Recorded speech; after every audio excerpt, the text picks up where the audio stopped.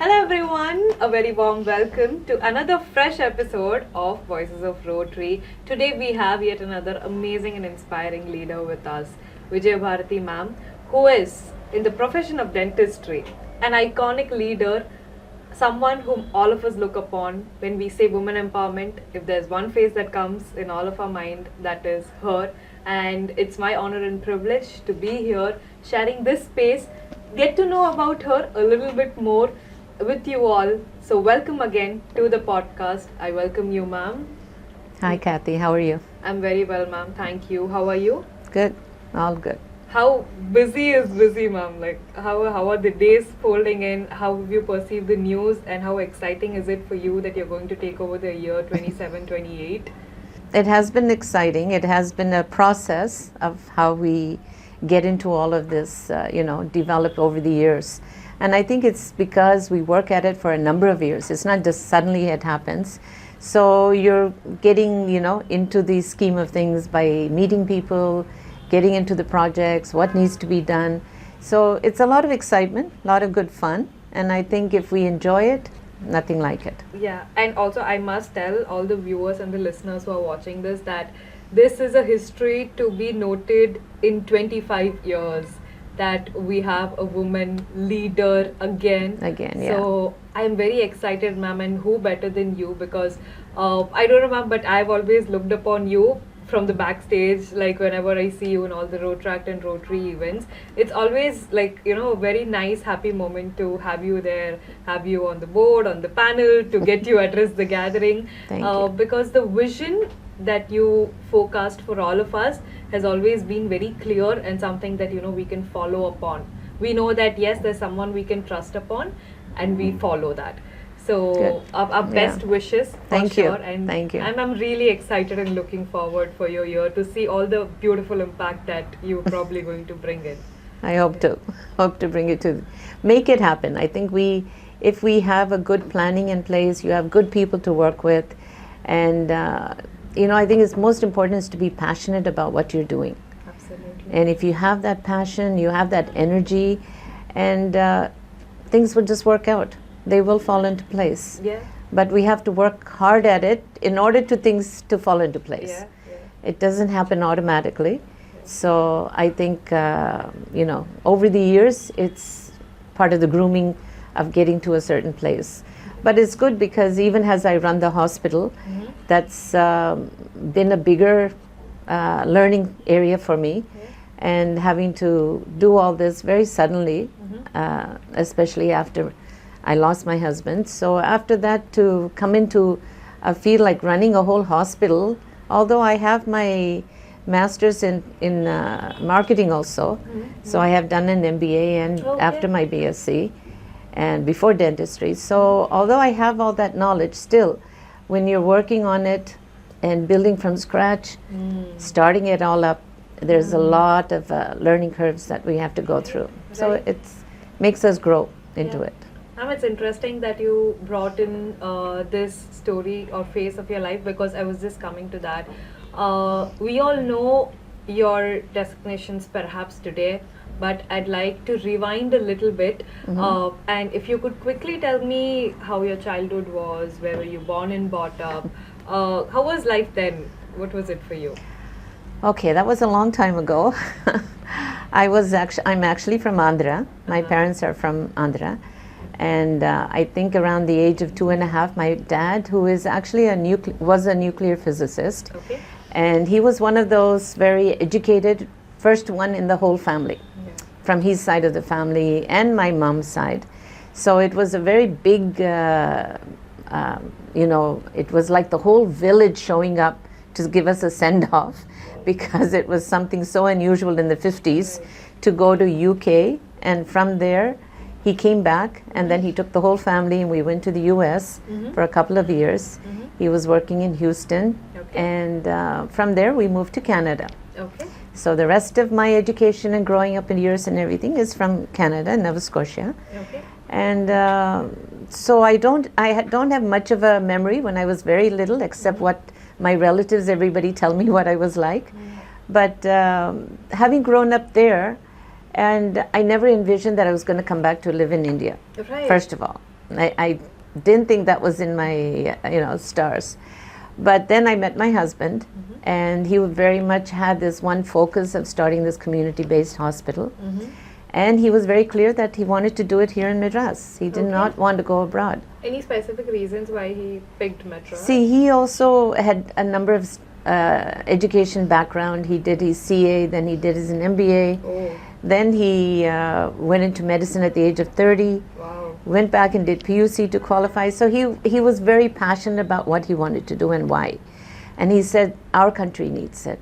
I don't want to go abroad. So with that intention, I was like, because when I first landed in India, I remember thinking it was very different from what I grew up with. And but at the same time, I felt an affinity to it because I am, after all, an Indian. Which year was this? I came back in 1978. Oh, okay, wow. Yeah, and we got married in 82 years after. So it was those 2 years that I was contemplating whether I'm going to stay here or go back. Okay. But I think, it's like I said, it was an affinity, and I felt, which probably I didn't feel that when I was growing up in Canada. Because it was a very small group of people in the 60s where we actually clung to each other, saying we're Indians, not from where we were in India, but we were all Indians, which is not the case today, because so many have gone across. But in those days, we really, kept our culture. Our parents made sure that, we were, everything was understood that we were Indians, and this is how it was, and the education, the religion, so the background, were everything. Everything was followed, much more than probably here. Oh God! So so when I came, it didn't really, was not a surprise. I actually just, moved right into it. It felt home. Yeah, very much, very much. And but a lot of adjustments. Yeah, absolutely. A lot of adjustments had to be made.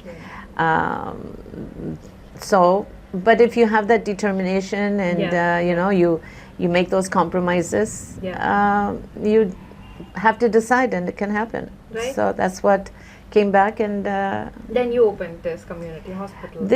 Eventually we opened in, this is now 30 years old. Okay. So at that time, this was the intention. Right.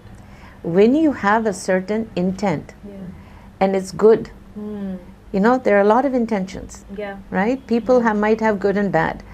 But when it's directed in a very direct path of, I guess, giving back to what life has given us. And when you're determined about it, you have a good intention, it will happen. Yeah, the universe will make it does. It does. I truly believe that, and I felt that was how we started this, because we had amazing people to help us build it. And unless you have that kind of back support, no one person can make it. So it is definitely a teamwork. It works together. And like I said, within 3 years, I lost him to cancer. So my husband had set standards already within that time. So, and the people who came, they believed in the vision of the hospital, because it's a not-for-profit. And so they wanted to give back to society. So it was always already ingrained in me, And I must say, I think even coming back, both my grandfathers, my father-in-law, my husband, they've all been kind of showing me the way. Right.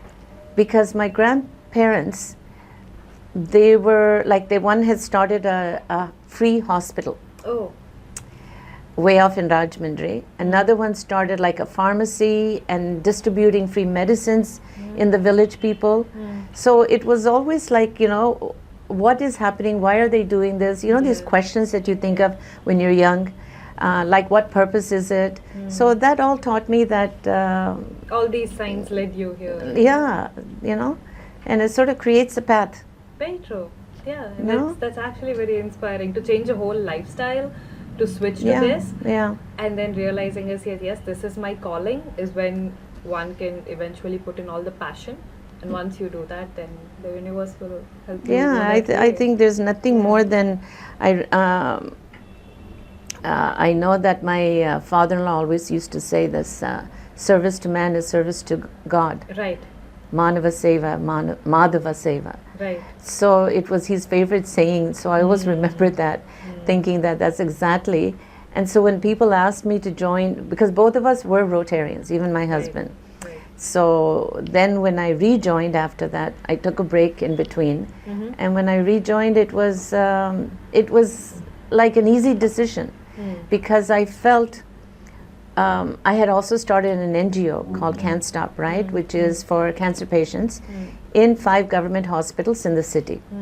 So that also, I felt when I was listening to the stories of these women, they actually have no education, Right. they have no funding, Right. they have no family support, and many of them were totally abandoned by the families because they didn't have money to help them out, or they didn't want to take them back, resources, all kinds of issues were there.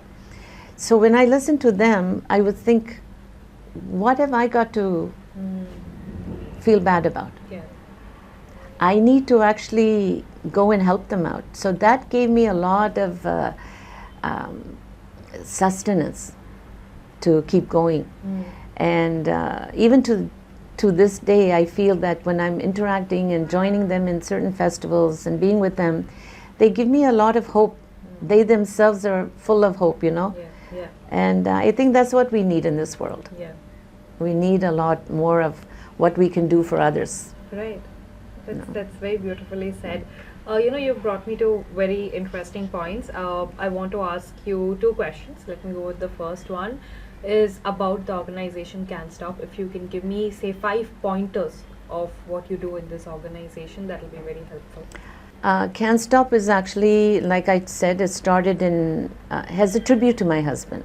You know, it was a need I felt that I had to give back. Yeah. And how do I give it? And that was why I went to these, and it was all at government hospitals, because not at our own. But our hospitals, Sundar Medical, they support all of the funding for my social workers, for the vehicles, for anything else that we require, so that all the donations go directly to the patients. Yeah. We have some amazing projects that has really been, of course, in October we have this Breast Cancer Awareness Month. Yes. So that is one big rally. And although I started, like I say, when I started, I started with a small group and it grows every year. But that is the difference when you bring Rotary in. Yes. In all of this, I feel whatever we're doing, when you bring Rotary in, you're just expanding the horizon. Yes. The number of people that can be touched, the awareness, the information that can go to that many more people. So what is the ultimate goal? Is to create that awareness so people come at an early stage, right? So that is what our main focus has been. So we do another one called Camp He Ho Ha, Okay. which means health, first 2 letters of health, hope, and happiness. Oh. So the children call it Camp He Ho Ha. And this is a 2-day program that we have at Dakshin Chitra. Okay. And these children who have gone through the treatment are doing well. They've gone back to their homes. So we call the whole family. So we have about 150 people, parents, grandparents, siblings, everybody. And they'll come for 2 nights overstay. And we just have games. We have, even for siblings, we have a lot of programs for them on nutrition and what they need to do, hygiene. So it's just like a 2-day free camp. And at the end of it, parents feel, we actually felt normal. Yeah. Because this is what we haven't been able to do with our kids for so long. Yeah. So you've given that 1 day of normalcy back. Yeah. And I think that really warms me, because I just feel it's so important to have that. Yes. And so that's one good thing. And then we have another one called Can Nest, which houses kids who have to come back for short periods of time for review with their doctors. Earlier, we were losing almost 70% of those children because they had no place to stay. They are not readmitted into the hospitals. So where do they stay? On the sidewalks, outside the building. And again, they're getting infection and all kinds of things. So when they go back home, they feel they can't afford the time to come back. It costs to bring the children back. There are other kids at home. Yeah. So many of them we were losing, 70% we were losing after a good prognosis. So now we've created a home for them where they come and stay free, free boarding, free lodging, food and everything. I've got a matron and her family. So it's like a communal kitchen where they cook together, help each other, and talk to each other. Yeah. So they're a support system within that. Yeah. And that has really grown. So now I have to actually take another place because I can't accommodate more than 20 families. And there's quite a few in that. So that's another very important program that happens at CANSTOP. Right, right. So it's basically about this, creating awareness. We do one for schools. Last year, we had almost 75, 80 schools that participated in called ABC exhibition, which is all about cancer. And it is just kids in their 9th, 10th, 11th graders who come up with the information on various types of cancer. They'll put a table, there's an oration, there's a painting competition, there's an exhibition, they have various programs that they do at the different ages. But the enthusiasm and the amount of reading that they do in order to explain to the judges, this is what will help them to remove that fear of cancer. Absolutely. When they have the knowledge, Yeah. then they're able to express that to their family member or their neighborhood or anywhere in their community to explain it, because now they've learned it. Yeah. And otherwise, initially, when we took a vehicle down to anyone to help them out, they would say, please, could you park the car down the street? And why? Because they say, no, our neighbors won't come into our home because we have someone with cancer. It's not untouchability. It's just They thought it was cancer. contagious because they're so unknown about what it is. Right. But today I feel after Today we've a now lot of it, right. 26 years we've been working in it. Right. And today it's a lot more open, Yes. a lot more out, and people are more, going at early stage. This is the result that we Yes. need. Yes. So it's been good. It a good feels journey. fulfilling, right? Yes, absolutely. To see that now there is awareness, there's more empathy around. Yes. And somehow also we have a lot more resources now to get in touch with, to have an idea about not just the internet, but I would say every second household at least has one cancer Yes, patient. it's much more known now, and it's not a hidden secret anymore. Yes. And so they know where to reach out. They know that if they catch it early. So that is the preventive level that we're working at. And I think it's really has made a difference. Yes. There's still work to be done, so we're still at it. Absolutely, ma'am. But And I completely understand and I really appreciate it on a much more greater level, especially with regards to this cause, because in my own family there are three cancer survivors. Both my grandparents have been cancer survivors. My aunt has been a cancer survivor. My grandmother has got it twice. Okay. So yes, I think she's still battling with it because the after effects are something that continue to be there. But initially when it was there, the first person when they got it, we were all very, very affected. But with the right time, knowledge, support that we got and received, we battled through it. And exactly what you said, you were affected too, because it's not just the patient, the whole family it affects. Yes. And that is what many siblings would say, why are these parents spending more time with that child, or don't they like me anymore? Because they're well. So do I have to be sick to get their attention? So you need a lot of counseling, a lot of this kind of understanding. Very true. Even the mental health definitely goes for a toss. Absolutely. For the entire family goes for a toss. Yeah. But I really appreciate it, ma'am, and thank you so much for everything that you're doing in this organization. But that is not it. To all of them who know you, I think one multi-dimensional personality, like you're here, you're in all the organizations. But how is it, ma'am, that every organization that you're stepping foot into, you make sure that you drive an impact there? Like, for example, CANSTOP is just one part of it. If I even begin about Rotary, we need a whole another podcast to just talk about all the projects that you've done. but maybe let's have a quick gist about it. So you did mention that you had joined Rotary earlier with your husband, and then you took a break, Right. and then you joined again. Right. So when both of you had decided then to join, what year was this, and what was the intention to join Rotary? Well, we had some relative in the family who were passionate Rotarian. Yeah. And so he insisted that it was time that both of us could make an impact, and because we were both in the medical field, Yeah. you know, you have to come in. So at the first time, I would say, was more of a, you know, that push that, you know, you have to join. And so we joined different clubs. And but then after we took the I took the break afterwards. And the second time I was asked to come back in was actually, I felt I was ready and I wanted it. Yeah. Like I felt that, yes, has a bigger global network of people that do good in society. And it followed my own personal theme of what I wanted to give back. And it aligned with that. That just made me happy to say, yes, I will join back. Yeah. So I have had a good journey. I've enjoyed meeting people.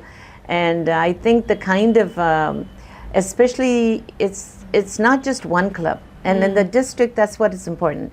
Because you're meeting so many other club members. Yeah. It's a huge, you know, conglomeration of people from different backgrounds, different educational background, different, you know, food tastes and different, you know, you're learning so much of cultures and yes, everything. and I think nothing like it, and all with the good intention of what we need to give back to society.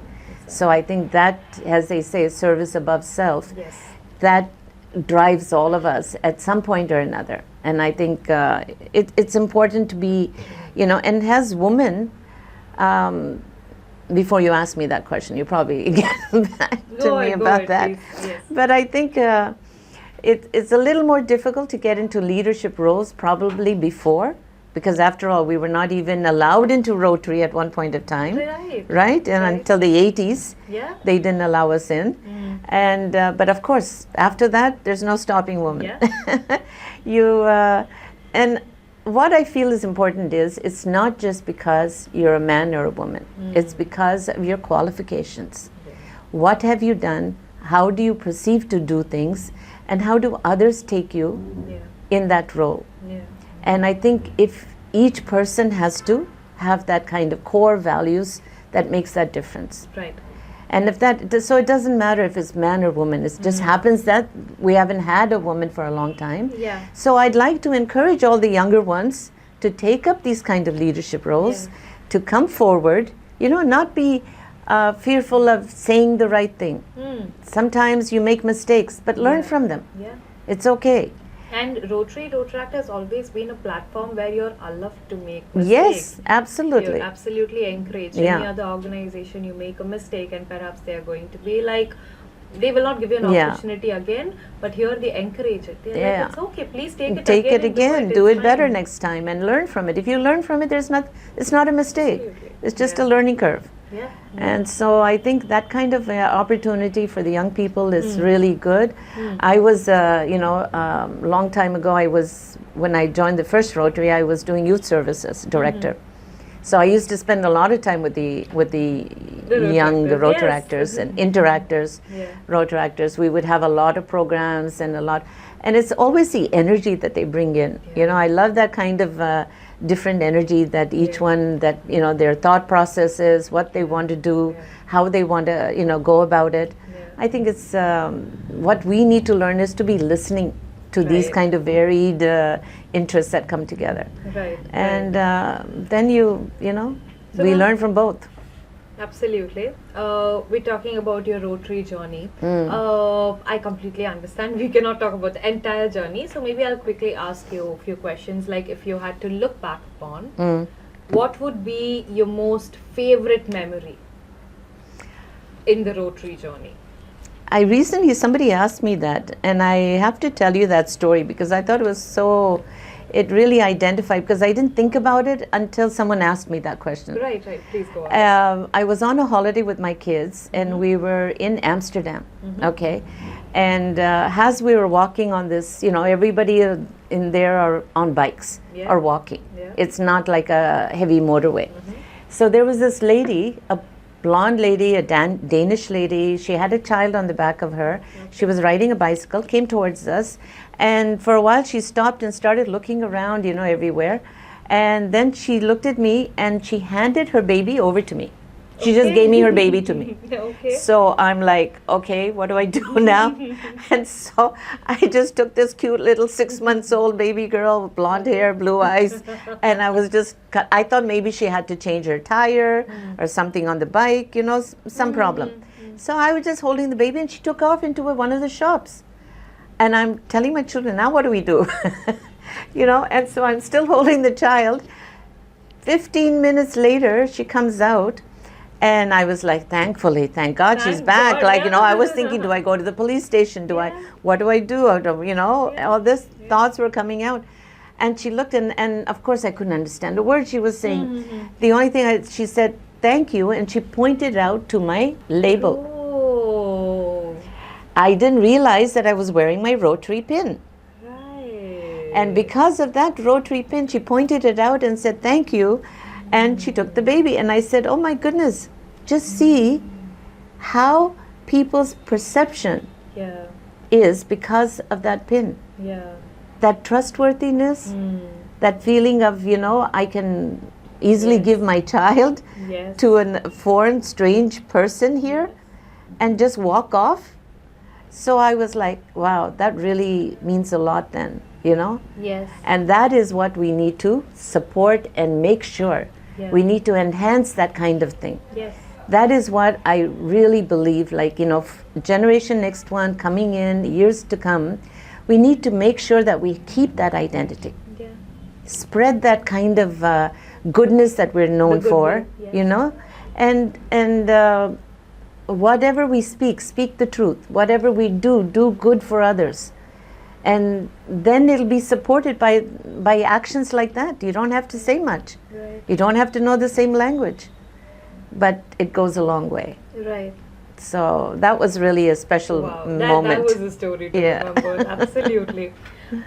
So when we're looking at the future and coming to your year, I know you won't give me the whole idea, but if I can have a sneak peek of it, then what are probably the 3 aspects that you definitely want to focus on? Well, I've always been involved with health. Yeah. So I've been doing a lot on cancer. Yes. So I would like to continue that in a bigger way. And especially we're looking at cervical cancer Yes. to be eradicated for young girls. And we're one country that is still very high in cervical cancer Yes. compared with breast cancer and that. So this is one area which we've already started working in the district and many clubs. So I'd like to take that to the next level, see that we make more of an impact, maybe work with the government, make sure that it becomes a part of our vaccine, Yes. you know, where every girl child will get it. Yes. And so that is one area that I feel is really urgently needed. We do, if see abroad, why is it eradicated? Every woman that gets married prior to that, they have a pap smear. We don't have our government saying it's compulsory. Over there it's compulsory, you get it, you treat it. Stage 1, stage 2 is totally treatable. Yeah. So those kind of parameters we have to set. Absolutely. So that is one area that I'm very much, you know, concerned about. Health in general, so I have a few projects that I'd like to do.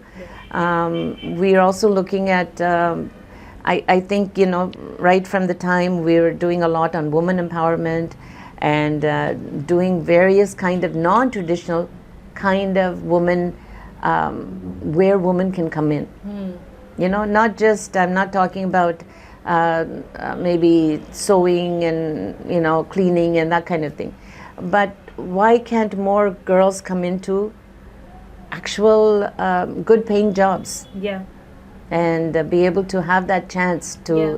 you know, diversify. Yeah. So looking at areas like that. Yeah, besides health, women, and I'm also definitely for environment.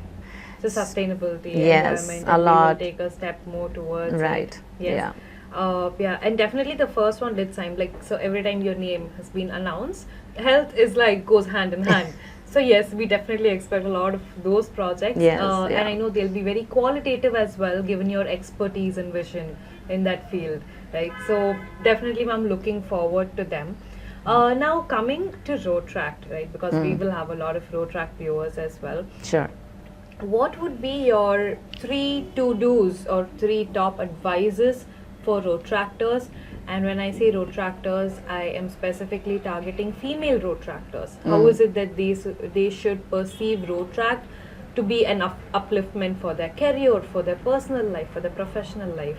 You know, we are saying now has been so many years from a woman governor to come in. Yes. Even in Rotaract. Yes. Have we ever had one of the Rotaractors being very long time. Yeah. You know, I don't even remember. Yeah. So isn't it time that we get our girls also to get up on stage and do the things that they're so good at? But I feel that sometimes it's a fear maybe that keeps them from, you know, staying in the background, doing everything else, but not getting up to the front. So I think we need to be a little more fearless in what we feel that what they want and what they can bring to that stage. So I think if they just embrace those kind of challenges, I think then they'll see themselves that they're able to grow into it and create an opportunity for yourself. You know, it's when I took over this hospital, even helping my husband, it was not my plan to be here. But when he wasn't here, it was a challenge. And it was very difficult because still, I must say, in the 80s now I'm talking about, it's not that easily taken that, oh, okay, see, it's not just about being somebody's spouse that you come in. It's about being qualified in your own right to be able to do certain things. But women are always having to prove that much more. So then stand up, speak out with poise, with passion, with purpose, but have those qualities to stand out and make a difference, because we know that it's in you. But people don't, again, like I'm saying, they have that little bit of fear. So be visible, be clear in it, step out, speak out in an appropriate manner, and have the courage. Like, don't be, have the courage, because you're going to learn from every little thing that comes up. Yeah. See, how are women, we have so many other, as you get married and have children and have other things, we have so many things that we go through, isn't it? It's not just from our fathers to our parents and then coming up. I mean, I think those are idyllic time when we're with our family and we're young and enjoying time. But as you grow older, you have to fend for yourself, get a job, earn. You like to make that your own. And I feel it's that passion you have to do something, do it with a purpose, and do it with poise. And you will stand out, and they will become leaders. So I hope many more will come out. Thank you, ma'am. It definitely, and you did address the point very well, because one of the major things that I see, even I would be concerned about, is how am I going to balance it all? Balance my work, balance my family. Now this work life itself, when it seems like a tedious task, especially in today's day and age when the working hours have grown up to like 12, 14, 16, True. And then you have to manage your family. In that case, how do I step my foot into an organization like this, take up roles that are going to impact the society? But then, like you beautifully mentioned, it's only once you contribute to the society, you have to give back whatever you've got. So once we take that step, and eventually I think it all falls into the It all picture. falls in, absolutely. I think it's just the intent again. Yeah. If you have a good intention, sometime when the right time comes, it will fall into place. Yeah, absolutely. The universe will make it happen. Make it happen. Right. Ma'am, let's move on to something fun, because we have known about you and it's all been very inspiring. So maybe I'll ask you like a rapid fire round question. Okay. And just like how we watch it in the All right. series, I'll just ask you a rapid fire round. It's going to be very fun, so you can just answer So, what's your favorite hobby? My favorite hobby, gardening. Gardening. Okay. So, if you had And let's say- painting. and painting. Yeah. Yeah. Painting, okay. I took it up recently during COVID. Oh right. Yeah, Okay. just self-taught, just decided to paint something, and I Yeah. started painting flowers and landscapes and all kinds yeah. of things. What So was I'm- your family's reaction to this? Did they like it? No, they just left me alone. They bought me more paints and said, Okay. she's being busy, let her be. Okay. So, yeah. So if you had say 24 hours just to yourself, no work commitments, no Rotary, no CANSTOP, nothing. You just have 24 hours for yourself. What is it that you would like to do? I would like to be in my garden. Yeah. Yeah, Okay. I love to pot around with my plants and, talk to them and clean them up and water them and whatever it is, but I love to be in a garden. Okay. I love to see all the butterflies that come around and see all the other things. I think just nature. I Yeah. love to be in nature and Yeah. maybe walk in the forest and, spend time doing things like that. I just like being up surrounded by Yeah. trees and plants Yeah. and flowers. Oh, lovely. Okay. Yeah. So, are you like a reader, or do you like watching movies? I do like to read. Okay. I used to read a lot more than nowadays, but now I find that I'm painting more. Okay. That's So, become your calm zone, yeah, chill zone, exactly, that you call it. exactly, Okay. Okay. yeah. And how about movies? Do you enjoy watching movies or OTT? I do. I like watching Hallmark movies because they're Okay. nice, clean, and every time it has a good ending. Yeah. There's no crying in it. There's no sad stories, Right. and it's always just nice, happy, jolly. And so if I have, I don't even have to watch it all the time, right? Right. I just have it playing and I can hear it and I know Yeah. what they're saying. Yeah. But I know at the end they'll find each other and it'll be a good, Okay. good story. Now that you've told me about this, I really have to ask, when was it the last time that you went to a theater to watch movies? Oh my gosh, I don't think that. Yeah. Can't remember. Because you mentioned about Hallmark movies and now I'm really curious. Yeah, it's been a while. A while? Yeah. 1 year? 2 years? Easily. Oh my god! Right now, it's like more than for the movies, we go there for the popcorn. Well, you can bring popcorn home. Yeah, I know. Yeah, But so my daughter orders it and she gives me a whole bucket of popcorn these days. yes, and Right. especially the seasoning that Yeah, you get it with. right. They are okay. So we're not missing it. Okay, got it. Okay. So if you had to pick one favorite destination to go for vacation, what would that be? I love Italy. Yeah. No, and Spain. Mm-hmm. Spain and Italy are my two favorite places that I would go no matter how many times. I could go over and over again. Okay. They're amazing places to discover. Okay. Let's all hope that there will be an international tour in 2020 to Yeah. Italy. So, who's your favorite hero on screen?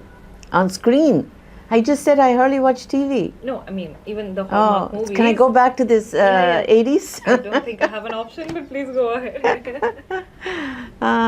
Richard Gere.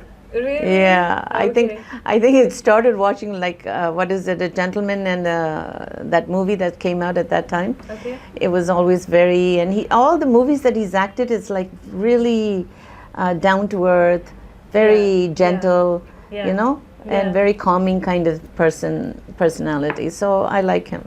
Because of viewer pressure, I have to ask you this: like, have you watched Tamil movies? With my children.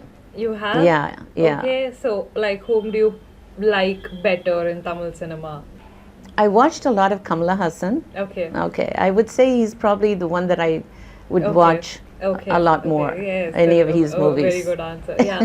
So maybe if you had to pick a genre of music, what would that be? Actually, country music. Yeah. Oh, I didn't expect that. Okay. Yeah, I grew up a lot on that. Okay. And when we were in Houston, it was a lot of country music, Glenn Campbell, and we had all these other, older stars that were there at the time.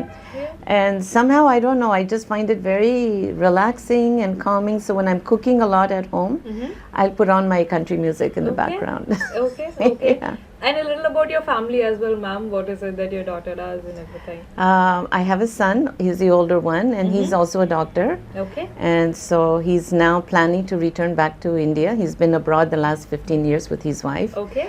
And so now So now they're it's- planning to come back and help out here with the hospital. Yeah, and I definitely expect to see them at your installation.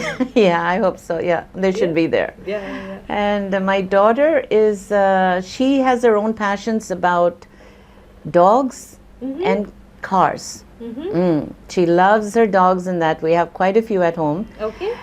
German Shepherd, a Husky, and we just got a new Wow. puppy now. Sometimes a Golden Retriever. I've had 5 at a time at Oh home. my God. So both of us are into major dog loving Okay. mamas. Okay. Wow. Yeah, and she loves cars. So she has her own business in all this. So she's an entrepreneur. Oh, lovely. Yeah. That's really nice to know. I think, Mom, you should definitely keep some projects with regards to pets as well. Okay, in your yeah, year. I Yes, know. Yes, with the Blue Cross, or like True. definitely we can definitely Do for something the with street them. dogs for us, yeah. Absolutely, Right? absolutely. Oh, with that, I think we definitely come towards an end of the Good. podcast. I did not realize when the time flew by. It was really, really nice to know your journey. How was your experience? Good fun. It was lovely talking to you. Yeah. Yeah, I think you got quite a bit out of me. Oh, yes. So, Mission accomplished. yes. So I hope we'll meet again. Definitely, And ma'am. keep it going so that we, more things are more together and we can do a lot more of difference and make an impact. Definitely, but once again, thank you so much for joining. I know you run on very tight schedules, but thank you for making time Not for at all. us and for Rotaract always. Like as a Always. representative, I'd say thank you so much. Always. With that, we definitely come towards an end of the podcast. I hope you've enjoyed listening and watching this episode and knowing a lot more about Ma'am's journey. Thank you so much for tuning by. I will see you another episode. Thank you so much. This is your host, Kathy Thakur, signing off.